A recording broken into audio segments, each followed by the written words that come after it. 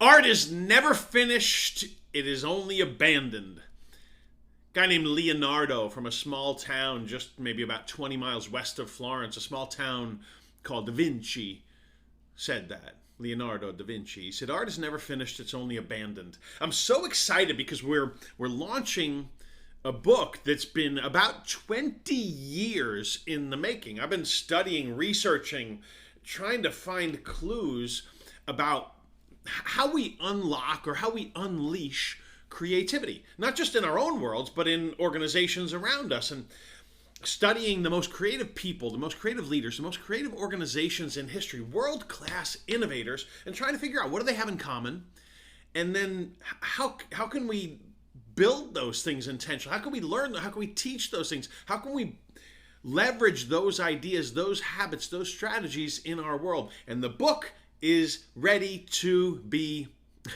abandoned to the world. Right? Because as Da Vinci said, art is never finished, it's only abandoned. Anytime you're working on anything creative, there's always more that could be done. You could refine that first sentence or that last paragraph or that transition or that the way you phrase that question or the way you tell that story, or should I include this or should I include that? Because we studied teachers, we studied coaches, we studied leaders, we studied entrepreneurs, we studied people who radically changed the world, we studied people that are known around the world, and we studied people you've never heard of. We studied parents, we studied everyone you could imagine. Trying to figure out what are some things that we could try to live, we could try to apply. And a piece of it is what Da Vinci said, art is never finished, it's only abandoned to the world. And sometimes you got to say, all right, this is the date. This is the date. As we were finishing up the book, I was running an entrepreneur camp. I've been running this entrepreneur camp for almost 13 years now, off and on, with thousands of kids now, and all walks of life too, mostly teenagers, but we've done it with older people, we've done it with some younger people. And I was running an entrepreneur adventure program as I was finishing up the book. And day one of that program, I had the kids, I gave them a challenge. I said, here, you have 1 hour. You have 1 hour to sell this for this price. You can't leave the room, and you only have what you have, and the sales that don't happen in that hour don't count.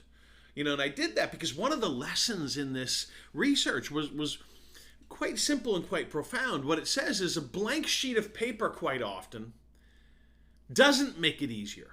A blank slate doesn't necessarily facilitate creativity. Quite often we need limits. We need constraints. We need the budget challenges. And I tell people, sometimes we like to say, I wish I didn't have these things that are confining me, but change the question. Change the question. What can you do with those limits, whether they're budget or time, or because these kids in this camp, the challenge was in 1 hour for them to make $120 profit in 1 hour.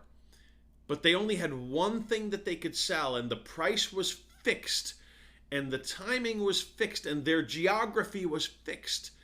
And it forced them to say, okay, within these, what can I do? It's like saying, all right, I have an email to write, and I want to get people's attention. I want to get them thinking about this, but I'm only allowed to use blank number of words.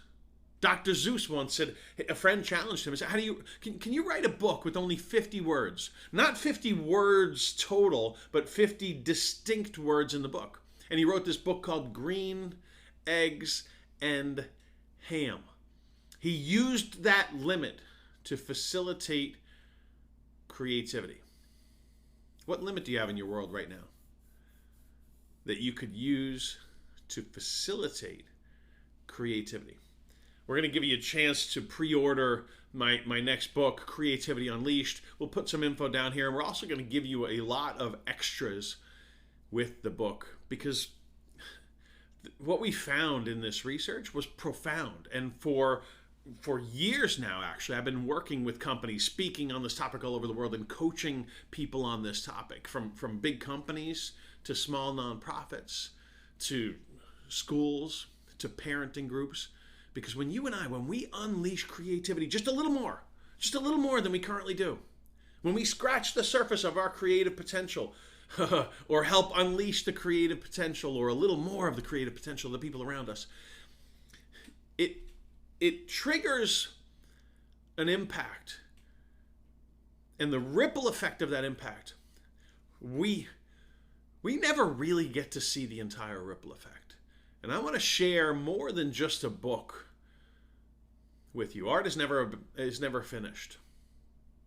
It's just abandoned to the world. And I want to abandon some of these ideas into your world. Thank you so much for the chance to add value to you and your journey.